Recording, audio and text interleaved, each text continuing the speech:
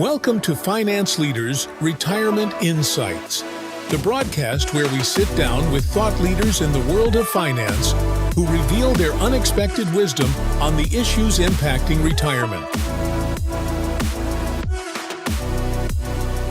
Welcome to the Finance Leaders Podcast, the show where we highlight the stories, insight, and expertise of financial professionals who are making a lasting impact on their clients and in the industry.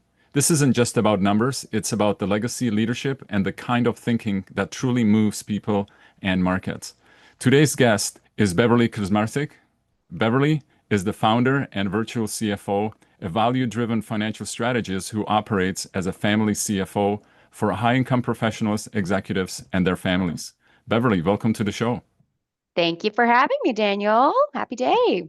Awesome. Glad that you're here. So for those who don't know you yet, give us kind of the background on how you got started and what specifically is it that you do? Yeah, for sure. So, this is really all that I've done in my career in a very good way. I never had to, go down the wrong route and then retrain how to do it properly for my clients.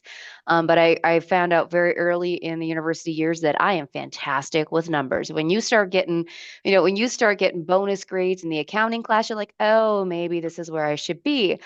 But I didn't want to go into the accounting world because I like humans. I didn't just want to deal with Mm. spreadsheets. So, in that time, there was a family business that I could come under and learn. And you know what? As a young 21-year-old in the industry, it was the right place to be. So, I've been doing this for many, many years. And as I've kind of progressed in my career and, a bunch of things have happened and my family really felt led to move across country from Ontario to Calgary, and we landed here and said, well, you know what are we meant to do? What should, what is our calling? I've been doing the financial planning side for many years, and I'm very good at it, but how do we want to position this? What is it that I really do now that I've honed in on my skills for over 10 years? And really the idea of this family CFO, and this is what we've been talking about for years, but we're finally at a point where like this is what it is. Really what it is you take the busy professional, the busy, the busy entrepreneurs, the busy people that have families but are really good at their jobs, and they get into this world of financial junk drawer because they have all these different players and no one's putting all the players together. A lot of people have individual great specialists in silos, right? The investment guy or the insurance guy or the accountant, but nobody talks to each other. So that's really where the company came about, how the company name even came about. Being that CFO, most times you think about that just in a corporate setting, but no, no, no. Let's translate those skills to the family space where there still is a lot of confusion and a lot of unknowns, uncertainty of what they should do next. So that's kind of where the business came about and where we've landed today. Wow. So no bean counting for you then. No. It's about numbers, but it's not really about numbers, right? It is like I love the analytical side of it. And that's what I tell Yeah. people. I'm like, just give me your financial underwear drawer. I will organize it to the end, to the ends of the world. However, they don't need to see that backside of it. I've got the great privilege of being able to enjoy the number side in the background while getting to have the client space and the relationships on the front. Mm. So it's a really nice fit. Yeah. Yeah. So you mentioned as far as the virtual CFO, is there kind of a genesis just of that idea? Because again, what you do and how you do it is different from a lot of advisors that are out there. Yeah. Is there kind of like a genesis where this whole idea of the virtual CFO came about? For many, many years, we've been telling our clients that we're their CFO. So it's been part of the discussion in my practice for well over 5, 6 years. And then when we were looking at rebranding and opening up a new company here, hosted in Alberta, I said, well, let's just play right off of that. For many years, it's been the discussion of a macro manager, which is, same definition, but looking at all the different players. And really, when it comes down to it, it's your CFO. So, that's where kind of the rebranding started there. So you know what? Let's actually move this back a little bit. We're talking about virtual Hmm. CFO. We're talking about CFO. How do you actually define that a little bit more in detail so Yeah. that listeners have a better understanding of that?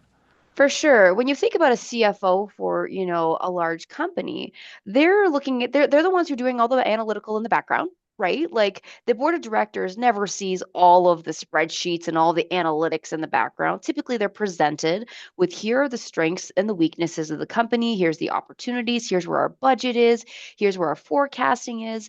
And that's the role that I play for the individual. Taking those skills that, a CFO doesn't make all the decisions for the company, but they certainly bring to the table all of the opportunities and also all the red flags that the board of directors need to be aware of. So when we think of the same respect, the board of directors, the owners of the business are the heads of the household. And then if they've got little people under them, whether they're little or, large children, they are their successors. So, it's taking that family business idea and translating it right into your home. Hmm. Yeah. So that's a great summary and a great way of looking at that. And I think more people need to understand that, if they have their own finances, it's not just about, hey, what are the ideas that I have? The more ideas, the more things that you kind of go and put together. And you have said that too, nobody really takes all of the other advisors that they're working with and put them together into one room, Yeah. right? And like That key they, examples, right? Like you would think that your home and auto insurance is completely unrelated to the Mm, rest of your world. And you go get your home and auto, you don't really think about it. Like here's the menu, here's the deductible, here's the liability. You don't really read through it or understand the fact that actually it could be impacted by what you have in assets. mm, If you've started to build a really nice portfolio of, assets that do not have predator protection on them, your liability on your home and auto is actually extremely important. But they mm. don't understand the relationship because when you go to see your home and auto guy, they're not asking about what you have in your TFSAs and in your corporate. They're not asking that. So these strategic designs where I don't have to be the expert necessarily in every product. Well, I will say we've got a great knowledge of all of them. Looking at the bigger picture, coordinating that home and auto actually does impact your TFSA. So it's really what I'm hearing you is that you're more or less a strategist. Like you said, it's not about knowing everything about all the details because you can bring in the experts or even work with the experts that the client already has. You're more or less the Yep. strategy and making sure that, what they're doing with their auto and home insurance does not interfere, for an example, with the mortgage or with the insurance or the investments, Yep. because sometimes there are competing goals when it comes down to how people are really doing this. Well, for So, sure. And they get lost, right? yeah. You get the ideas from the insurance guy and they get the ideas from the accountant. And then the accountant is sometimes, they're a year behind. They're really just recording history. They're not tax Yeah. planning, right? That's a different skill set. So tax planning is also done in-house as far as, whether we do your income taxes or not, the tax planning needs to be done before the end of the year. Yeah. So these again, coordinating all of these things. So it's just not left to the individual to try to go home, sit down after dinner once the kids are settled and be like, okay, now we got to sit down and figure out what are we doing with our cash flow? Where should it go? What is the best call? All these ideas sound great, but they're all in silos, right? Yeah. Yeah. So what is the one thing, and maybe you have already kind of covered that you wish that more people knew about finances and really how to look at them, like being more Mhm. strategic around it. Yeah, I think two things. One, that coordination view. They don't realize how much is their brain space is so occupied by either misinformation or just paralyzed by ideas that they don't actually move forward on any decisions because they don't have the Mm, time to analyze it. So one is that coordination, but two, one of the key differences I think in-house in our world versus a traditional maybe financial planning world is we focus on the enjoyment of money. So, this is where in the accumulation years where we're saving money, this is where we have accountability as what should we be spending? Where is the vacation going? You need a break, right? So it's this balance of we can't just constantly be talking about retirement without any accountability to enjoying today.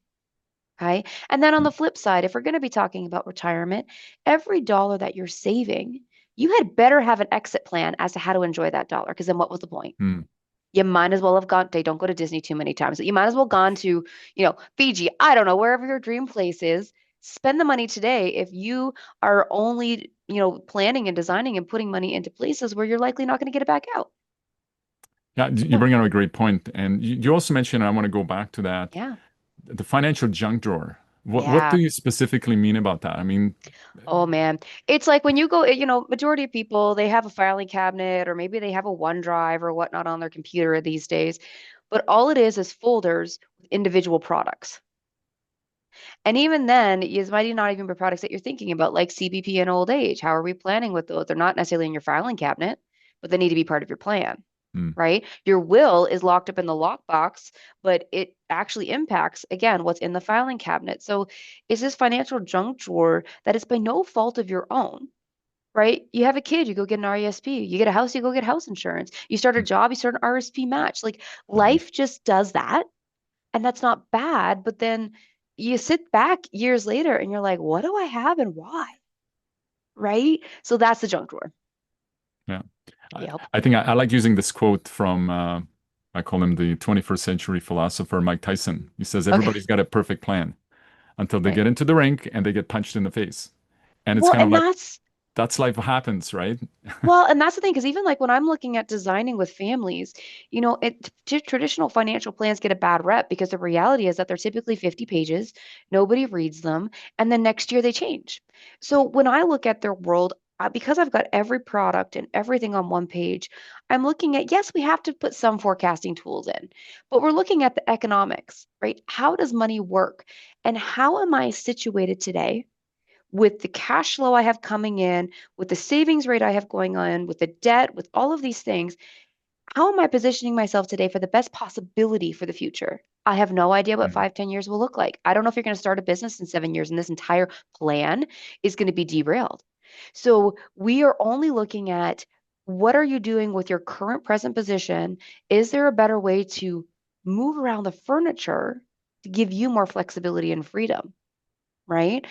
Yes, I will show you your 30-year forecast. Absolutely. It's part of the game plan. You got to do it. But we also understand that that is not happening, right? Well, who really needs to know what taxes are going to be paying in 30 or 40 years? Because And you have no that's idea. not, we're already lying about that because that's not going to happen. We already know that, right? I mean, this is Well, where, as soon as you prepare a exactly. financial plan, it becomes outdated that second because all it is just a timestamp, right? And that's where it's one for me, it's almost a series of 1 year designs, year over year Mhm. designs, just making sure we're using the resources that you've been blessed with today. What do you have coming in? What is the best possible, layout of those assets to get you the best possible outcome? No one has any guarantees, right? Yeah. I've been one of the coaches that I've been working with. He describes that a goal is really only a direction, Yeah. right? Uh, Because we never really, when we set a goal, we never really achieve the goal that we set the first time around. It's usually Well, then it changes. a And then tweak it or changes. change. Exactly, right? So Well, it's and that's not kind even of that. like, yeah, it's even like retirement planning, right? We're like, oh, you need X amount of dollars and you need 60 to 70% of your pre-retirement income. Nobody knows. You have no idea. So here's the thing. When I look at that, my only goal is to get you to the maximum number possible with the least amount of risk while still Mm, enjoying today. That's the best we can do. yeah, Nobody can promise anything more. I don't know if 2 million is going to be the right number or 10 million is going to be the right number. All we can do is with what we have in front of us today to get you in the best spot possible, yeah. right? So Yeah. staying with the great philosophers, I think it was George Foreman basically says that, hey, everybody can retire today. Hmm. The only challenge everybody has, they don't have enough accumulation or enough money to enjoy the lifestyle that they want. That's why they've got Yep. to keep on going to work to make Yep. the money to be able to do those things. Yep. So, uh, what does, let's kind of go and define this a little bit more. What does Yeah. a family CFO do that's really so significantly different from what I would say typical or traditional financial advisor? I know you touched on that a little bit, but maybe let's go a Yeah. little bit deeper. Yeah. So I would say it's twofold. One is the big picture. So when you're dealing with a family CFO versus a traditional financial advisor, in the traditional sense, again, there's a lot of great ones out there. So I'm not going to, wrap on the great ones out there. There's plenty of us. But the CFO looks at everything. Mm, Wills, and we look at the insurance, we look at the group benefits. Do you know what your LTD is? We look at the home and auto, we look at the CPP planning, looking at the mortgage, looking at the rental properties, looking at the cash flow, looking at the budget, everything. So nothing is left out. So that's the first part is really having all of those centers in one spot. So you're not, even though I may not handle all the products in-house, right? Like I will use the specialists that are there for that purpose. We're updating it every year. Where are we at? And then I think it's a continual service because a lot of times when you get into a traditional financial planning space, they're really good at, again, at that micro product, and it's not a bad product, but then what's the follow-up? Right? What are we doing? And I'm not just talking like rebalancing what's in the asset pool. Like I get that. Yes, that needs to happen and that typically does, but I'm talking about rebalancing the model. Right? Did you get a Mm. raise? Where should it be going? Do we need to increase the life insurance? Do we need to decrease the life insurance? What's your group benefit package now? Did the rules change? What's your tax rates? So it's two part. It's one, actually having it all together, tax planning, all the financial, all the financial scenarios together. And then two, it's all about, that continual service of making sure that you actually have a one person center that has everything on one page, which that works really well, especially in families where you have one spouse that typically manages the stuff, right? Mm. And the other spouse that's just like, I trust you. But what happens if the spouse that's managing everything is no longer there? You need a So you, center person. yeah. So you really more or less what I would call, and just came up with this right now, you're a family POM, Tell family me. peace of mind, because There you you really look go. at all of that, right? Because again, it is about finance, about the numbers, but it's really making sure that everything's working together, Yeah. right? Yeah. All of these things. Now, you've mentioned family, you mentioned, a faith. How Yep. does, that faith and family kind of shape the approach that you have towards money? Yeah, for sure. I think twofold, on the family side, we've got two lifelong disabilities in our household, right? I've got a 7-year-old with cystic fibrosis and a Mm. husband with type 1 diabetes. And, of neither of them fault of their own childhood illnesses, right? And that really changes the dynamic on putting all of our focus on the future. So, I think even our move from Ontario to Alberta, it was entirely God led. There's more for us out there. Where are we going? The miracles after miracles that we have seen landing in Alberta and the opportunities that we have had, but it was a financial risk.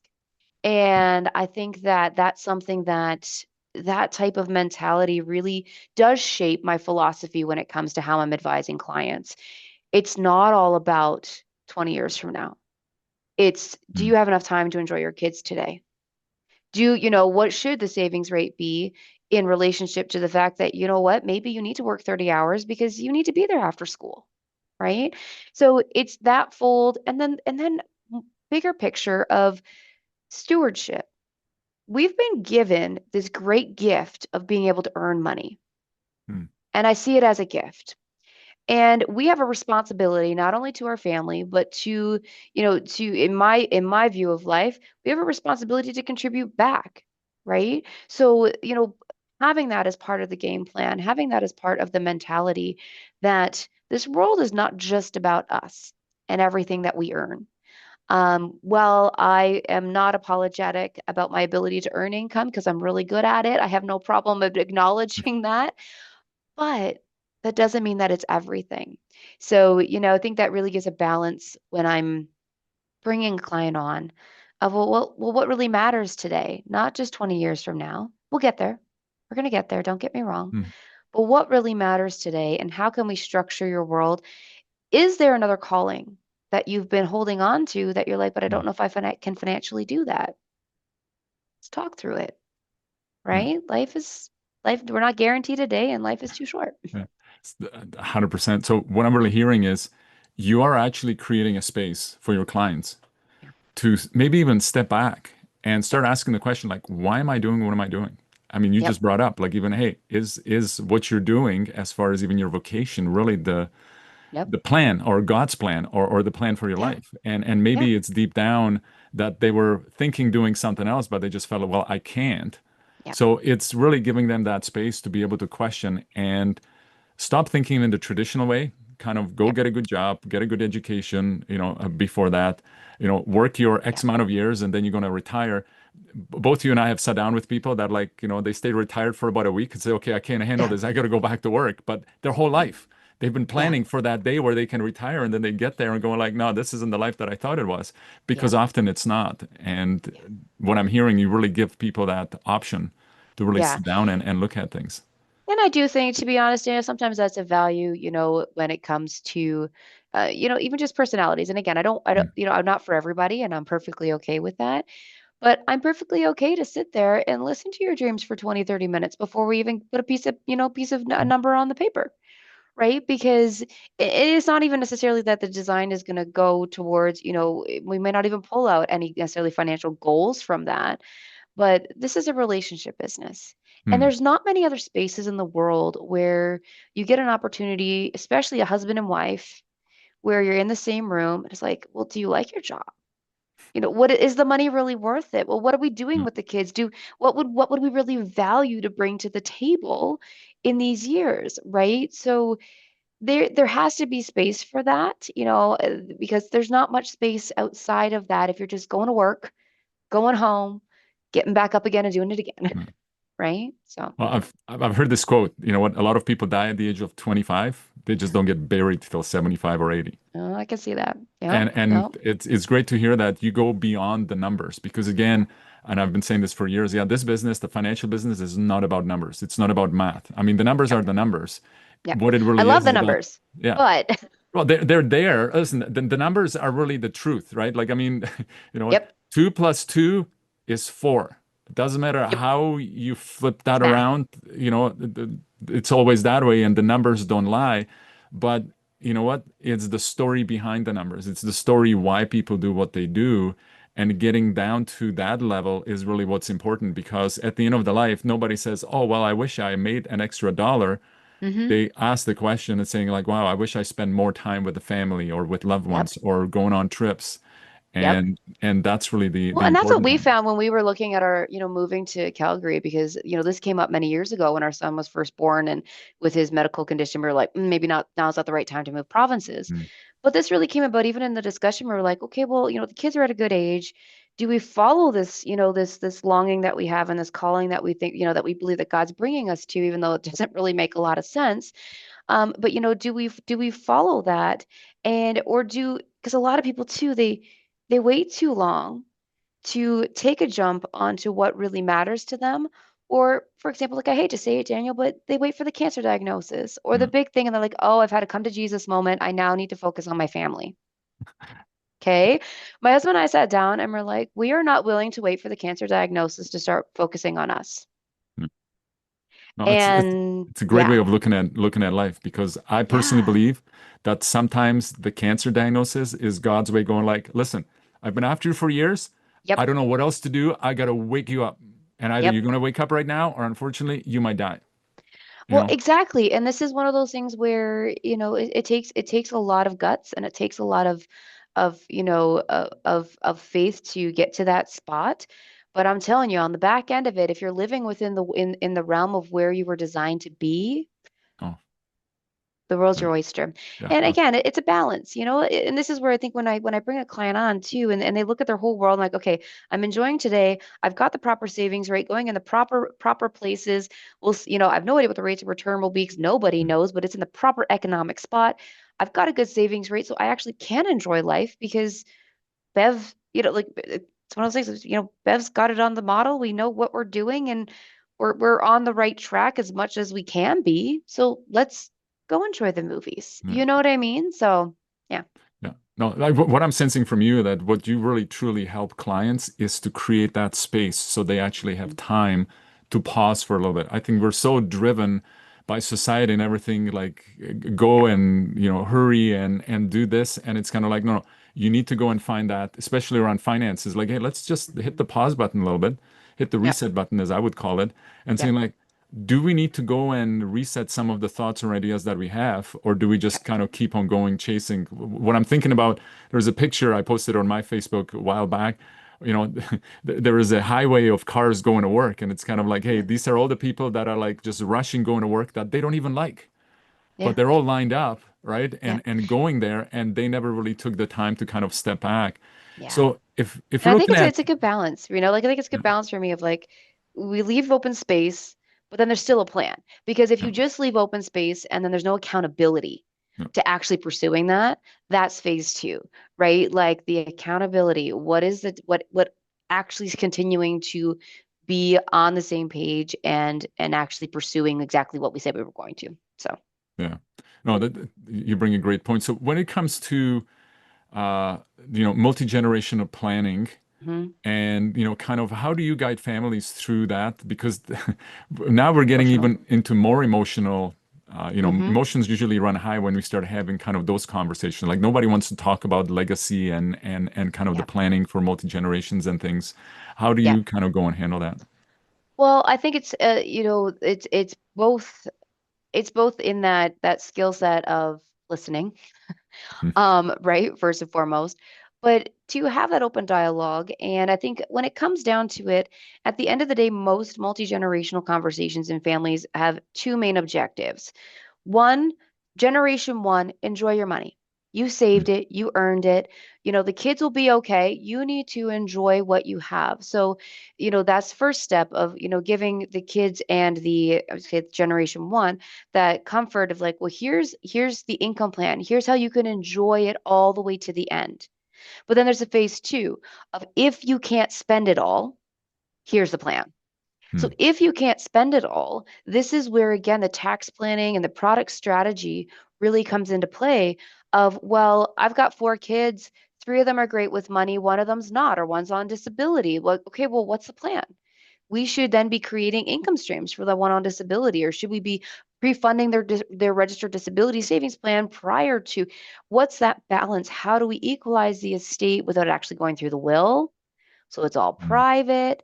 So I think what people don't realize too is that, anything can become an estate at a moment's notice. We don't wait till we're in our 80s to do estate planning, right? So the kids don't even need to know all the numbers, but at least generation one, knowing the two objectives: one, enjoy every penny you can; two, if you can't spend it all, that we have a concrete plan that does not involve complicated lawyers and accountants and lengthy processes. As in everything you're talking about, it's all about stewardship. That's Yeah. really what it comes down to. So where did your kind of sense or a view on stewardship really come from? I mean, biblically based growing up, that what you tithe, 10% of your income goes back to the church. We again, I the ability to earn income is a blessing. Yeah, Yes, it's a there's gift. Yeah. printing presses out there that, that they print the money, but God's given us the skill set to earn it. So we should not take that for granted, nor should we take that lightly. So, whether it is to your local church or whether it is to your charity, the reality is that this world is not just about you. Hmm. And that's also, again, a lot of times where I end up dealing in the family space because they get that a little bit more. They Yeah. they they fully understand that, you know, you've got kids, your world is not about you very much anymore. At least for 18 years. Yeah. Yeah. Listen, you're showing a great sense of leadership. So what does leadership really mean to you, especially as a woman in the financial world? Because Yeah. you're kind of a bit of a unicorn when it comes down to the Yep. financial industry. There's not a lot of women in there, but Yep. when it comes down to leadership, what does that really mean to you? I think it's confidence. I think that especially as a woman in the business, and Daniel, just for everyone on the call, I'm 4'10". So like I'm also very large on screen. So, it works really well for me. But I walk into a room and it's a different world, when I walk into a room of other financial advisors that are, 50 plus, more demographic is male than female. Hmm. There's not very many of me young females out there. It's not an easy business to run when you've got little ones at home. You really have to balance what's going on. But leadership in that role is all about empowerment, Hmm. especially for the clients. They know immediately that I'm the authority in the room and I know what I'm talking about. But they also know that they're the authority in the room to make the decisions. So there's everyone's got their role to play, and we have trust and we have respect for each other's roles. Hmm. And when we have that where they still have accountability, they still have to make the call, they still have to analyze it themselves and know that this is what's right for them. My what I bring to the table, they can't do. Hmm. So it's having that authority in the room and knowing where everyone lands. Yeah, that's a great way of putting that. So when you're looking at kind of the businesses we're talking about right now, what's Yeah. something that you believe about money or finances that you feel that your peers don't, that kind That of you should makes, enjoy your money and you should not apologize. And maybe this is coming from different mentalities, depending on where you are in Canada. But you should not apologize if you've been given the gift to be in Mhm. an industry where you can earn good money. But I also believe that it is your right and responsibility to be a steward with it.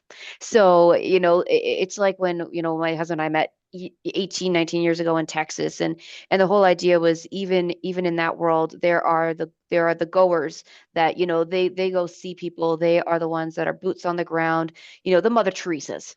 Hmm. But then there's also the business owners that fund Mother Teresa. If we did not have the business owners, Mother No, no. Teresa would not have the funding to do what she needed to do. So you should not apologize. You should find the balance between enjoying today, being a steward with your money, and having the right savings rate for the future. It can all be done without feeling like you're pigeonholed into a box. No. So it's all about enjoyment because it, yes, not everything is enjoyable. I get it. Not, life throws us curveballs, but when it comes to your money, there should not be a time where, you can't find that balance to really enjoy within boundaries. Yeah. Oh, it's, Yeah. again, a great point that you're talking about. I mean, at the end of the day, we all have been, as you mentioned, I call them birthday gifts at birth. Hmm. Sometimes we don't spend enough time to find out really what they are. And sometimes we are actually living the life that somebody else designed for us. And we never Yep. really stop and say, Yeah. hold on, is this really the life that I'm supposed to live or am I living somebody else's? And again, Oh, you giving the ability to people to really, especially through finances, which is one of the things that I think people feel like, well, I can't go and do this because of the hmm. finances. Well, hold on. Let's just go and move backwards a little bit and stop saying, forget about the money. What is Yeah. it that you really want to do? There may Yeah. be another avenue, especially in this day and age. I mean, I think, Well, yeah. There's so many opportunities. I mean, even as another example, right? Like even we moved to Calgary, all these other benefits and things came up and miracles that happened with our son's health that all of a sudden my husband has the opportunity to go back and do a career that he's always Mhm. dreamed about. And yes, again, it's a financial risk, but we look at this as like, no, this is your calling. You have Yeah, been in a place where this is not where you are meant to be long term. God has now given us the resources for our son's medication. You need to go. So, yeah, he has moved on from his job in propane after 13 years and he starts a brand new, journey in September to become the engineer that he's always wanted to be. yeah. That's Right. that's So awesome. like, and this is where one of those things where, even dealing with families, we're like, is it too late to do something new? I don't know. Let's analyze it, but then also let's have some accountability. If you're going to take some risk Yeah, on it, because there will be risks, just set up some accountability so you're not feeling like you're in it alone. yeah. Right. And what you just mentioned, like you and your husband would not be in the situation you are in right now if you did not take that first step Yep. of deciding to go in and moving, right? Like you Yeah. were not even There thinking was that this is going to be possible, but that never. wasn't the focus. The focus was, hey, how do we do the right thing for us at this time? Not, Yep. I think this is where people prepare a 30, 40-year financial plan with how much tax is going to be paid. It's so irrelevant. It doesn't even matter. And people are like crunching the numbers and trying to figure that out. It's like, no, Yep. what's your situation right now? Where, Yeah. where are you at? And you always have to be, I love analogies. And the one that's coming to my head, I love watching Formula One, for example. And they always keep on Yep. talking about you have to be on the right tire at the right Right. time, right? Yep. You can't plan on what might happen 4 or 5 laps down the road if it's going to rain. No, no, you change the No. tires when it's already started raining, and right now it's dangerous for you to be on, on the tire that Yeah. you're on. Then you Yep. go and change them. There is You some have to strategy you can adjust. do it before, but you really can't, right? Yeah. Because then Well, and you that's and either, that's the whole premise even of the model where, of the game board that I use where, you know, if we can protect what really needs protecting that we can't afford to lose, if we can protect that properly within the right costs, right? The right balance protection to cost that gives you the peace of mind to then be able to now go do X, Y, Z. And if Mm, we have a proper savings rate into the proper balance of tax buckets, then you should be sleeping easy at yeah, night. You should be enjoying the rest of it and sleeping easy at night. It shouldn't be a constant worry. yeah.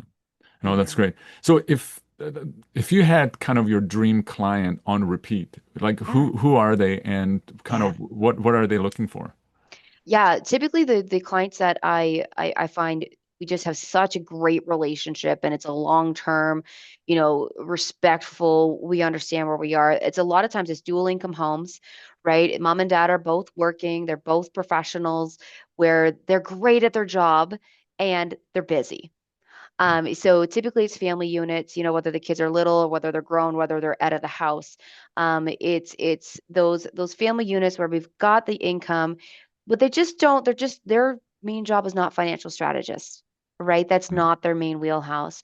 And a lot of times the strategies that we're working with, we're dealing with families that, earn 250,000 or more. And I focus more on income than I do assets, because when it comes to income, when you've got a family unit 250 or more in annual income, I know with certainty at retirement, CPP and old age are not going to be enough. I know that we're going to be we might be in a position of OAS clawback. There's a lot of tax strategies. They've got kids. They're busy. Mm. So it's those busy individuals that really want a place to offload, and they understand the value of planning for the next generation, but also enjoying today. So, it's like the ones who hire the landscaper, right? Like they're not going to do all their own landscaping if it's not their, Yeah. not their wheelhouse. Well, that's where they make their money, right? I think this is what it comes down to. Mhm. This was a quote from years back. We were working with a doctor, and it was kind of like the doctor makes their money and retire on the money that they make as a doctor. They're not going to retire on, you know, Yep. playing the stock market in the evenings. It's like, no, no, Yep. you got to figure out what's your wheelhouse, focus on that, and then bring an expert and Yep. strategists like you that's going to help them to start looking Yep. at the whole financial situation and bringing everybody together. Well, let them focus on what they're good at. That's the whole Yeah, point, yeah, right? You found something that you're good at, that you make good money at, then you should be doing that. But that doesn't mean that you should spend hours analyzing in the background if that's not your job. yeah. No, exactly. So as we're coming to the close here, what's kind of the big vision for, that you have for, Mhm. virtual CFO and essentially what you're doing? Yeah, I mean, I work across Canada now, right? Like all the way from BC all the way to New Brunswick. So, there's only so many people that I can help. I wish I could multiply myself a couple of times, and it might as the company kind of grows over the years. But I really pride myself in taking on the clients that are just the perfect fit. And when we build that and we take on the clients that are the perfect fit, everybody wins. Client wins, Mm. we win. And this is really it's still a family mentality. It's we want to be doing life with our clients. We're not afraid to be at the sports fields with our clients. Yes, we're not going to talk business on the field, but families should be doing business together, and that's okay. So the overall business, as we've just kind of expanded to the West Coast here in the last 8 months, the sky's the limit. Mm. The sky's the limit, but I think we also have the opportunity to really hone in on exactly who is our perfect fit. That's great. So I've got a few rapid fire questions, Go kind of for it. fun ones in here. So Go for it. what's the one book you find yourself recommending the most to your clients? Paychecks and Playchecks Mm. by Tom Hegna. So again, it's all about the concept of how to actually enjoy your money in retirement without having the worries. So it's one of them. The other one, if you're super duper into psychology of money, right? That's another Mm. great one, just the mentality of money. And then economics of life insurance, if you're super into dry textbook reading, it's great. That's great. What's one habit or rhythm that keeps you grounded? Oh, my morning quiet time and workouts. Mm. I am up at 4:30, 5 o'clock every day. And if I don't, oh gosh, it's a rough day. Yep. Favorite family tradition? Oh, I think our Christmas shopping trips. Actually, my kids were Mm. talking about that. We are not mall people. Like we deliberately hate the mall, but we thoroughly enjoy our once a year. We like deck out and do a whole mall day. It's a weird, fun tradition that everybody gets all their Christmas gifts at the mall. We don't shop on Amazon. Awesome. And finally, fast forward to the end of your life. Everyone's Hmm. forgotten what you did or what you taught them, but Hmm. they just remember the one final message from you. What would you want that message to be? I would say that would be to find what God's called you to do. And it might change throughout your life. It might Mm. be something different in your 20s, 30s, and 40s, but find where that purpose is and pursue it regardless of money. Oh, Yep. uh, great, great advice. Now, Beverly, for anyone listening to you who wants to connect with you directly, Yeah. what's the best way for them to reach out? Yep. So there's the website, yourvirtualcfo.ca. And all the information is on there. We're on LinkedIn, Facebook, all the channels. So you can connect on there, and all of them will lead right back to our phone number or our email right on any of those sites. And otherwise, I'm, in the southeast of Calgary. If you're in the region, this is my stomping ground, and the office is always open. That's great. Now, Beverly, thank you for this Thank you. insightful and grounded conversation. And listen, the Thank clarity you. and the calm that you bring, even though, your excitement, there's a lot of Yes. calm that really comes from there, right? And especially in this high stakes financial decision making, right? Yeah. Really, what you I do love is what I do, but it doesn't yeah, mean that it has to be stressful on the client, right? Like we can still have exactly. fun with it. Yeah. No, like what you bring, especially even with the stewardship, this is really what the industry really needs. So again, thank you for your time today. Thank you. And for those listening who's looking to reduce, taxes, overwhelm, build multi-generation strategy, or partner up with someone who truly understands both the strategy and the soul of financial leadership, be sure to connect with Beverly and the Your Virtual CFO. Again, thank you for tuning in. And if you enjoyed this episode, don't forget to subscribe and share the Finance Leader podcast for more conversations with top financial industry professionals. Until next time, take care and keep building your financial future with purpose. Thanks for joining us on this episode of Finance Leaders Retirement Insights.